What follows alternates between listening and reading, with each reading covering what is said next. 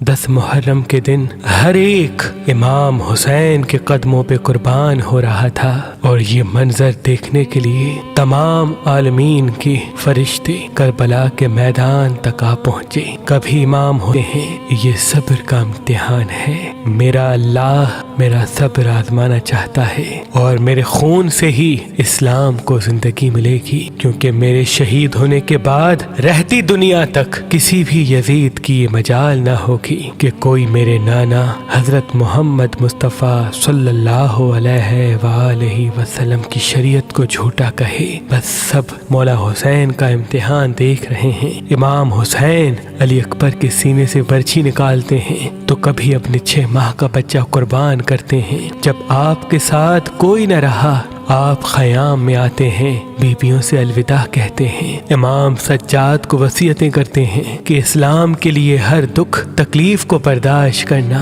لیکن قدم قدم پہ اپنے نانا کی رسالت کی گواہی دیتے رہنا۔ بس جیسے ہی بیویوں سے الوداع کہہ کے زلجنا کو حکم دیتے ہیں کہ اے میرے گھوڑے مجھے میدان میں لے کے چل، زلجنا آگے نہیں بڑھتا۔ امام حسین زلجنا کے قدموں میں دیکھتے ہیں کہ آپ کی بیٹی سکینہ زلجنا کے پیروں میں لپٹی ہوئی ہے۔ آپ اترتے ہیں، اپنی بیٹی سے فرماتے ہیں اے میری بیٹی سکینہ اپنے بابا سے الوداع کہو۔ بی بی حسین فرماتے ہیں اے میری بچی ہمارے خون سے تمہارے نانا کا دین بچے گا، صبر کرو۔ آپ یتیمی کا پرسہ دیتے ہیں اور میدان میں آ کے باواز بلند فرماتے ہیں اے لوگو میں رسول اللہ کا نواسا حسین ہوں، فاطمہ کا بیٹا، علی کا لال، میں وہ ہوں جس کے لیے اللہ کے رسول بار بار فرماتے تھے کہ حسین منی وانا من الحسین، میرا خون رسول اللہ کا خون ہے، میرا گوشت رسول اللہ کا گوشت ہے۔ کیوں مجھے قتل کرنا چاہتے ہو؟ کیا میں نے شریعت میں کوئی ترامیم کی ہے؟ کسی انسان کا حق غصب کیا ہے؟ کیوں میرے بچوں کو مارا ہے؟ کیوں 3 دن سے ہمیں پیاسا رکھا ہے؟ فوج یزید ایک آواز میں کہتی ہے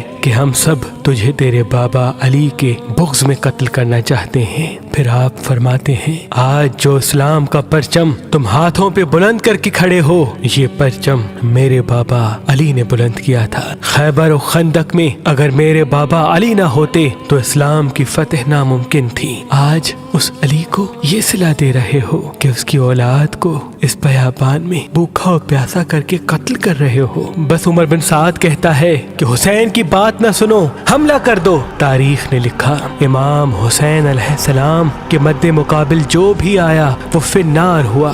زمین پہ اس سے پہلے ایسی جنگ نہ دیکھی گئی کہ ایک 3 دن کا بھوکا پیاسا شیر کی طرح لڑ رہا ہے اور فوج دور دور بھاگ رہی ہے۔ بالآخر شمر عمر بن سعد نے یہ سوچا کہ یہ علی کا شیر ہے، اس سے مقابلہ کرنا ناممکن ہے۔ پوری فوج کو کہتے ہیں کہ ایک ساتھ نہ جائے، دور دور سے امام حسین کو تیر مارے اور آدھی فوج جا کے خیام کو آگ لگا دے۔ بس ہزاروں کی فوج نے امام حسین کو چاروں طرف سے گھیرا اور دور دور بھاگتے ہوئے امام حسین کو تیر مارتی رہی، نیزے مارتی رہی، اور کچھ امام حسین کے کبھی خیموں کی طرف جاتے ہیں، کبھی سپاہیوں کی طرف آتے ہیں۔ بس اتنے میں آواز غائب آتی ہے اے حسین تیرا اللہ تجھ سے راضی ہوا۔ امام حسین تلوار کو روک لیتے ہیں۔ فوجی اشکیا جیسے ہی امام حسین کی رکی ہوئی تلوار دیکھتے ہیں تو وہ لوگ جو امام حسین کو دیکھ کے بھاگ گئے تھے وہ بھی قریب آنے لگتے ہیں، اور دور دور سے جس کے ہاتھوں میں جو چیز ہوتی ہے وہ امام حسین کی طرف پھینکنے لگا۔ نیزے تھے وہ نیزہ مارنے لگا، جس کے پاس تیر تھے وہ تیر مارنے لگا، جس کے پاس تلواریں تھی وہ تلواریں مارنے لگا، جس کے پاس مارنے کے لیے کچھ نہ تھا وہ کربلا کی گرم زمین سے مٹی اٹھاتا اور امام حسین کی طرف پھینکتا۔ تاریخ نے لکھا آپ کے جسم پہ اتنے تیر تھے کہ آپ کا جسم مبارک دور سے نظر تک نہیں آ رہا تھا۔ آپ نے چاہا کہ آپ اللہ کے دربار میں سجدہ کریں، آپ اپنے آپ کو گھوڑے کی زین سے زمین کی طرف لے کے جاتے ہیں، لیکن آپ کے جسم مبارک پہ تیر اتنے تھے، نہ آپ زمین پہ تھے نہ گھوڑے کی زین پہ تھے، تیروں کے مسلح پہ تھے۔ یہ منظر تمام انبیاء دیکھ کے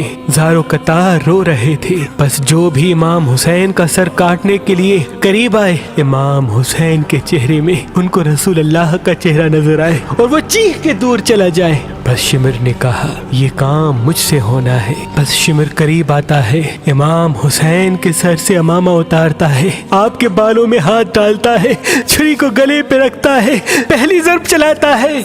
हजरत आदम अलैहिस्सलाम अल्लाह के रसूल से फरमाते हैं या रसूल अल्लाह आगे मैं नहीं देख सकता। जैसे ही दूसरी ज़र्ब चलती है हजरत नूह अलैहिस्सलाम फरमाते हैं या रसूल अल्लाह आगे मैं नहीं देख सकता। जब तीसरी ज़र्ब चलती है हजरत इब्राहीम अलैहिस्सलाम फरमाते हैं या रसूल अल्लाह मैंने तो अपने बेटे की कुर्बानी के वक्त ही अपनी आंखों पे पट्टी बांध ली थी, आगे मैं नहीं देख सकता। बस ज़र्ब चलती रही। एक वक्त ऐसा आया अल्लाह के रसूल ने आंखें बंद की और फरमाया ऐ अली अब आगे मैं नहीं देख सकता। बस एक वक्त ऐसा आया कि इमाम अली ने भी आंखें बंद की और बीबी फातिमा से फरमाने लगे ऐ फातिमा आगे मैं नहीं देख सकता, अब तू जान तेरा बेटा जाने।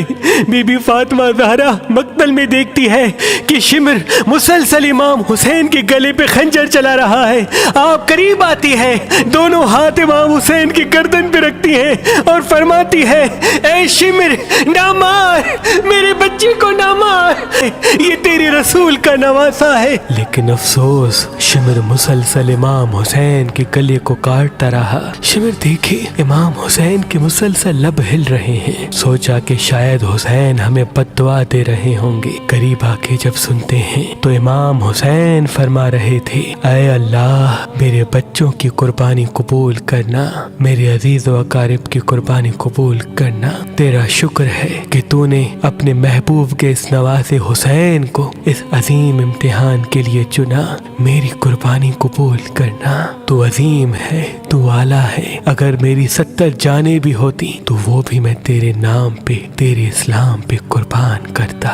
सलाम हो आले मोहम्मद पर, सलाम हो रसूल अल्लाह के खानदान पर, जिन्होंने हर तकलीफ को बर्दाश्त करके कयामत तक इस्लाम को जिंदा कर दिया।